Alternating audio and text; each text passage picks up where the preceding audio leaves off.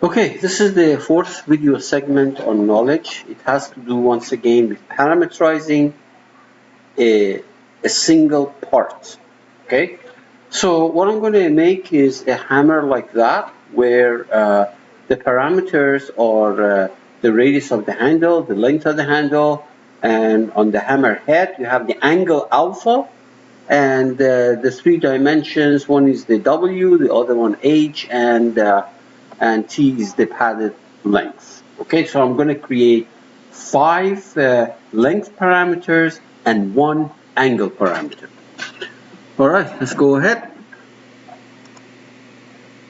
The part is already here. We start with the part file. We are discussing parameterizing a part, okay? And just make the nominal part. Make a nominal part with kind of almost the dimensions that I have. It's a good idea always to write some nominal values so that we don't make a gross mistake when we parameterize it. Okay, let's clean this up, by the way. I want this thing to be horizontal, and of course this becomes a vertical. Let's dimension now. This was one of our dimensions. Here is another dimension, and this angle was also one of the parameters that we're going to use. And then exit, and then pad it. This is going to be, for now, I'm going to make it 2. Okay, now on this side face, I will sketch the circle which represents the hammer handle. So let's center it, left, control, right, control the center, and we're going to make it equidistant. Okay, and obviously, I don't know, maybe the top and the bottom. We have top, control bottom, control the center of the circle. Oops, let's try it again. Top, control bottom. Oh, I was not holding control.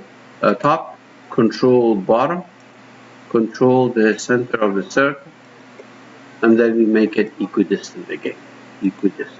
Okay, good. Exit. Oh, I want to dimension this, by the way, because that's one of the parameters that we're going to be controlling. Exit. Oh, we're getting some message here. Let's find out what the issue is. There's something wrong there. So maybe inadvertently I put some dimension there. So let's see now. What is this? This is good. Well, let's check. Let's check here. It's this equidistant. Yeah, that's over constraining. I think because it was already equidistant. Delete. Okay, good. Excellent. Exit. And then pad. This is going to be hammer length, or the handle length. All right, good. So now we're going to create our parameters. I don't need these anymore, so I'm going to create my parameters. So click on f of x. First, let's do the length. New parameter. Let's call this thing a w.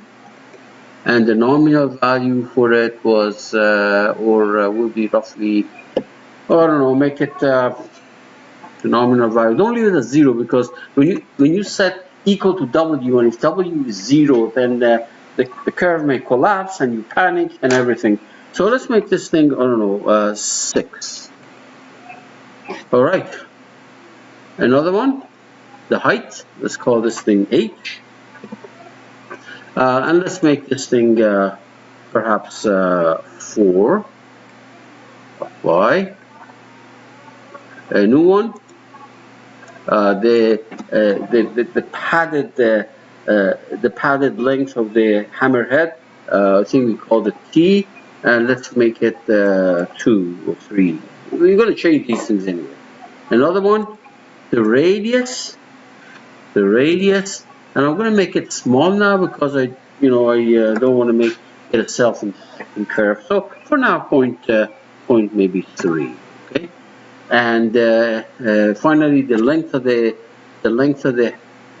hammer handle. So I'll call it L, or I'll make it 10. All right, apply. Now we want to create a parameter called with value angle. So I'm going to select this and change it to angle, and then I say new parameter, and the name of it I'm going to call alpha, A-L-F-A. Okay, and let's give it some nominal value. Oh, I make it maybe 69 degrees. Apply. All right, good. So all the parameters have been created. All right. Now we select, or let's say OK, and see whether they're actually in our tree. Right there. Okay, good. So now we're going to define our equation. So I put the cursor on the hammer head right there and click on it. Notice that it shows me all the dimensions that go with the hammer head. It doesn't give me anything about the handle, okay? So let's create our equations. All right, let's start with angle. This is the angle, right? So we select this angle, we say add a formula, equal to, the equal is already there, don't type it again. So select alpha from the tree, right there. Okay?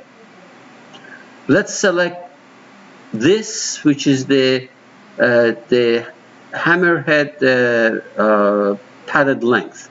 The formula equal to, I think we call that thing T, if I'm not mistaken. Okay. Then this one is our W. The formula equal to W. Then this one, which is our H, the formula equal to H. Okay.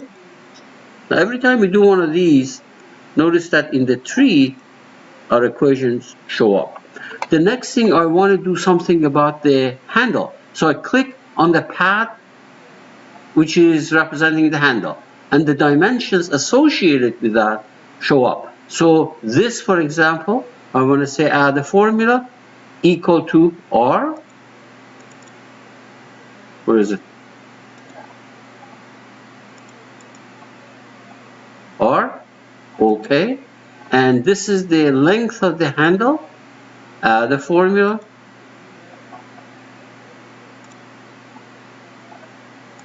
L. Okay. And okay. Oh. Whoa, you know one thing? I remember I removed that equidistance. I was going to center this thing, and I somehow didn't like it. Removed it. Obviously, it's down here. Let's go to that sketch, see if we can make that equidistant again. So it was. Well, before I do that, let's make sure that this is working. The only thing I don't like is that this handle should be centered here. We're going to fix that. So let's take the angle alpha. Instead of 69, let me make this thing 90. Look, 90, okay? Let me change it to 45. There.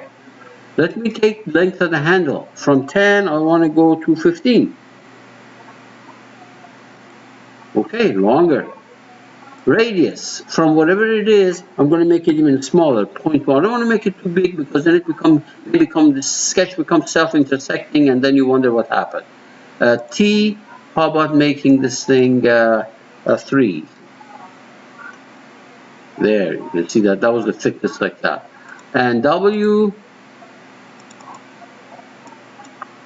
how about making it 12? That's going to become an ugly hammer. Okay, and finally H, I'm going to change it to maybe 6. Alright, the only thing I want to do is to fix that circle. So let me go to that sketch. That sketch was for pad, right here. It was the second one. It's right there. Alright. Now I want this center. Alright, you see what happened? Inadvertently, I put the center, and it's coincident with that horizontal axis. So the best thing to do is to go to constraint and find out which coincident it is, delete this, delete it, and now try to make it centered. So top, control bottom, control the center, and now we're going to make it equidistant.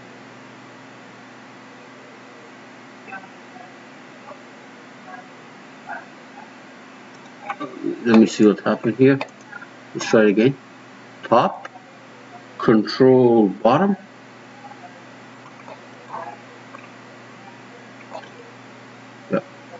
control the center, and I'm going to make it equidistant. Before I couldn't do that because there was a coincidence there that will not let me move the center of the circle. All right, so let's try it now. For example, R.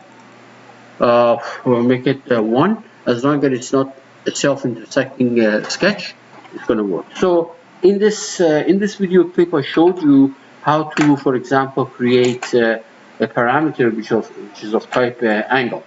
I will do one more, and then we move on to assemblies later on.